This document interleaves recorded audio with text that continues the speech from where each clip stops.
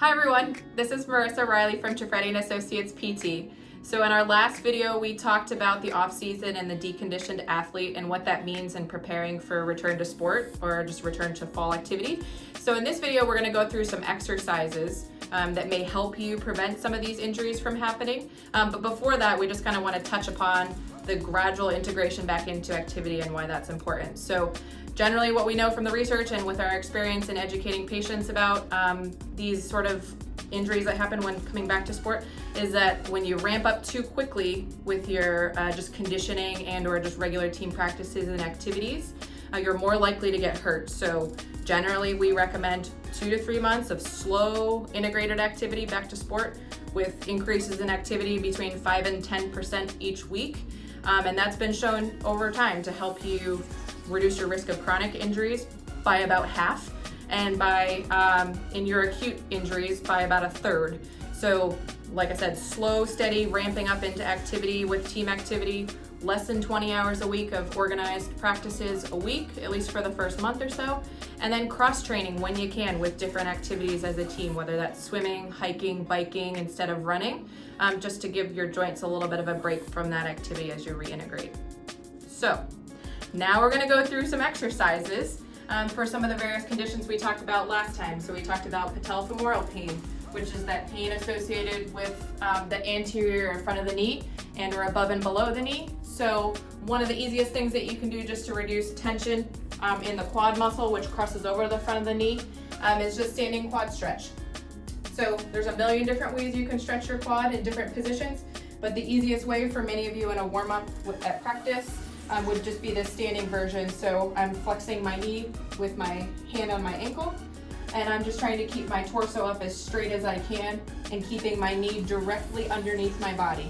If it drifts too far forward, then I may lose some of the stretch and feel it more just down here rather than through the full length of the quad or the rectus femoris part of the quadricep.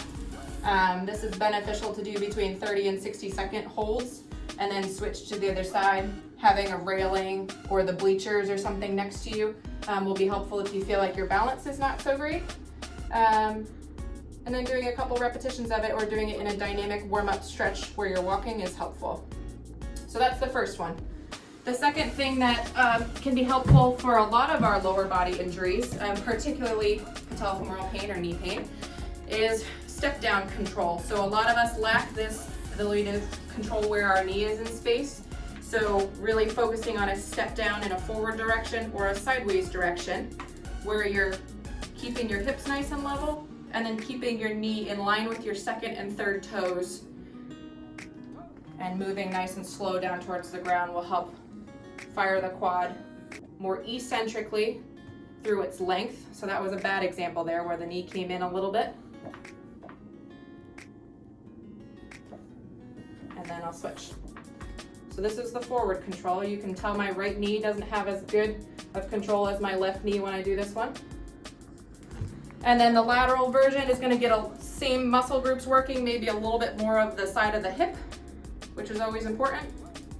So I'm just coming down off the side of the hip between 10 and 15 repetitions, nice and slow. If I'm just crashing down towards the floor, that's not helping me build any muscle control.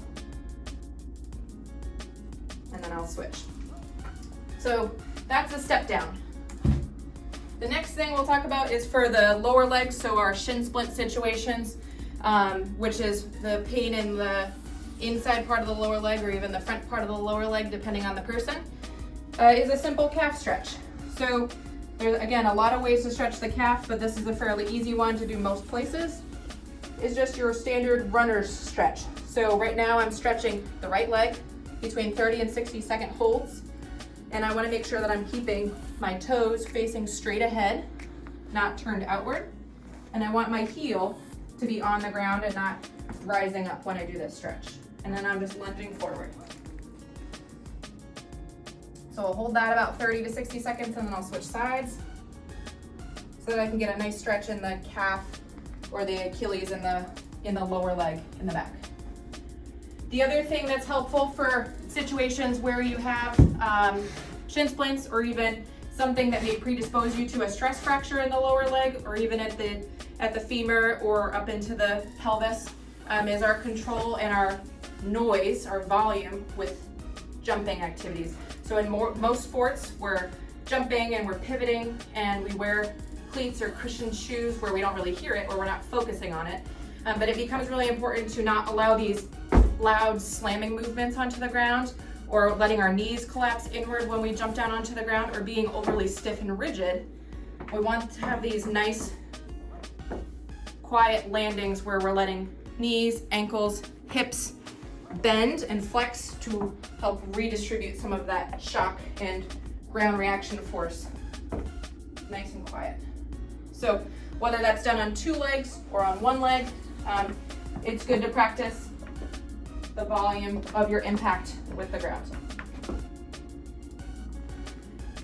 Okay, and then the last 2 things which are helpful for knee pain and for just general balance and control when we're exercising and running around on uneven surfaces are our balance focus. So right now I'm standing on a squish pad with my eyes open, my knee a little bit bent to help engage my quad muscle in the front of my leg.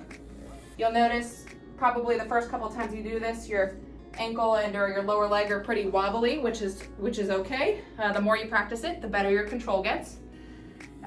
If you don't have a surface like this or a pillow at home or access to a grassy field that's level, you can just practice it standing on the regular ground with your eyes closed. And that'll help you, again, generate some of that body awareness and control of where your legs are in space, particularly when you're then translating that into a unpredictable environment like a game. And then the last thing is just control of a single leg squat. So when we're running, we're jumping, a lot of that is done in a hop or in a squat format. So I'm just using the wall, but you can use a table, you can use a chair to help you if you're feeling like you're losing your balance.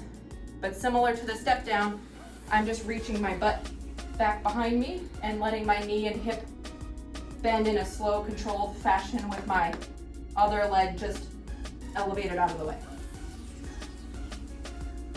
And it's good to start this with no weight, where you can work on body control first and then gradually add weight to the picture when you feel like you can do it with good technique. And then I'll do the other side. So the important part becomes making sure that your knee doesn't translate too far over your toes when you do this. You want to reach your bottom back like you're going to sit into a chair. So those are the first couple things that I would start with from an exercise standpoint, again, to help reduce your injury risk. So stay tuned for next time when we talk about nutrition, hydration, and just athlete mindset. Thanks for watching.